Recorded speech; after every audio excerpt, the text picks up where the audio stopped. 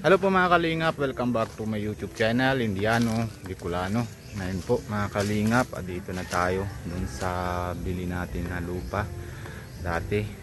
Tapos pangalan niyan po ni Pia. Yan po mga kalingap, dito na church ni Kalingap Rab. Yung church nila nandito. Tapos ayan dito po mga kalingap, yung lupa atin. Likod lang po mga kalingap. Ayan po yung sa bahay. Ayan yung poste. Simula dyan. Ayan po mga 111 square meter po. Tapos ito po yung bahay ni Kuya Pure Help. Ayun. Tabi lang po. Tapos yan tabi, hindi ko alam kung kanino. Tapos dito po, yan yung puno na tabi lang po na kay Kuya David po mga kalingap. Yan. Grabe. Ito po mga kalingap, sabi naman ni Tito, ano po yan, sabi, pero lagi ko 8 na hulog ko, pero sabi naman ni Tito 6 lang na hulog ko po. Pero okay lang po na 6 na hulog ko. Tapos lahat-lahat po yan, abot po 12,300 monthly po yung hulog ko dito po mga kalingap. Tapos 50,000 na down payment ko para ayos yung problema ko, kaya binabenta ko po mga kalingap ito lupa. Yan po yung poste na kanto po. Tapos yan po yung hanggang doon sa likod ng bahay, 111 square meter po yan po mga kalingap. Tapos mamaya tatanong din natin si Tito kung makano, pero okay lang po sa akin kahit 100,000 na lang babalik. Tapos matuloy-tuloy na lang po yung hulog, mga 12,300 halingap, para yung problema ko po mga kalingap para maayos. Ngayon po hiram lang ako na motor kay Cedric. Mabait naman si Cedric, yung luma niya na motor nahiram ako, kaya yun na yung service ko na yun para pag kung may kuha naman po dito yung lupa, yan para nabawi ko yung motor ko doon sa Manila. Babayad ko po doon na 80k. Tapos yung 20 po kasi pasukan na yung school na bata, para doon na lang po yung gastos.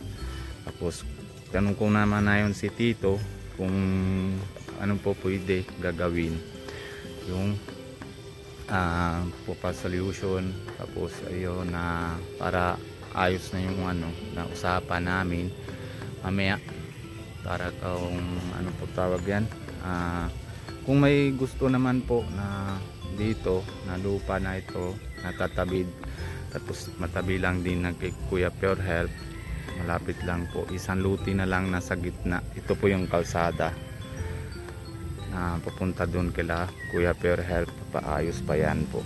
Tapos ayan, maikot pa yan po doon. Tapos meron din po kalsada dito. Tapos ito yung dalawang bahay nagawa naman po ni Kuya Bal para sa pastor. Dalawang pastor po mga kalingap. Ayan, yung isa malapit na tapos, yung isa hindi pa kasi busy naman si Kuya Bal sa botohan kay Dong Padilla, kaya medyo late naman po.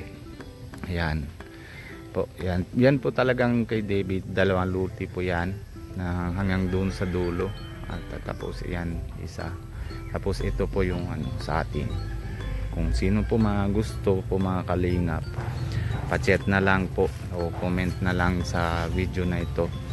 Pero usapan ko na din si Tito saka tita, yung kapatid ni Ate Edna, para kung halimbawa na yung kumpanya po na nabawi, kasi 12,300 times 6, magkano ito, edi 60,000. Tapos yung 2,000 times 12,000, edi 70, edi 130. Tama? Hindi, mga 125 ganyan po mga kalingap, pero tawad ko na lang po yung 25 para kung halimbawa ng pagkukuha po ito, tapos 12,300 po yung monthly, nahulog na lang po mga kalingap. Yan po, punta tayo kila Tito, kapan na natin si Tito tsaka si Tita, yung kapatid ni Ate Edna, si Ate Edna. Yan po yung church Kalingap Rab. Dito po yung simba na linggo-linggo mga kalingap. Mahaba din. Nalikod lang, halos ano lang, dalawang, isang kalsada tsaka isang luti lang nasa gitna po mga kalingap. Yung sa likod lang nasa church ni Kalingap Rab. Ayan po. Yan po yung harap na church. Tapos doon po yung lupa natin. Doon po yung bahay nasa sa likod lang yung nasa bahay natin. Ito po yung church. Ito yung motor na hiram ko kay Cedric para may service lang po mga kalingap. Para pagbenta ko na, para mabawi ko na yung motor ko sa Manila. Tapos yung iba po nagastos naman po na may pasukan na sa school. Kasi tinatulungan ko din si Nico nasa India. Yung pagsahod ko, syempre na doon din ang pupunta po mga kalingap, kasi sa sahod ni Nico hold pa kasi yung ATM niya hindi po na sa kanya, tapos yung online banko niya hindi na gana kasi yung SIM card niya na off po mga kalingap. Tara po mga kalingap, punta po tayo kila Tito, let's go. Ayan po mga kalingap, dito na tayo kila Kalingap Rab, kasi wala naman si Tito, hindi na daw open yung shop nila, pagkabukas pa. Kaya pero nausap ko na po yung nakaraan na linggo para dun sa lupa, kasi ano daw 6 na hulog, tapos 50k na yung down payment ko mga kalingap. Kaya yun, ano na natin. Pero kung may gusto po na kasi almost lahat na buo na sa Kalingap Partner K-Boys na doon na po, nasa likod lang na sa COVID, ayan, sa likod lang po nasa simbahan ni Kalingap Rab, sa church nila po. Kaya kung sino po mga gusto po mga kalingap, paki-chat na lang po, and syempre kung pag gusto naman para solve yung po ng pinaproblema po. Kaya ayoko na mabigatan pa ako kay Kalingap Rab, kasi dami niya na po pinatulong sa akin.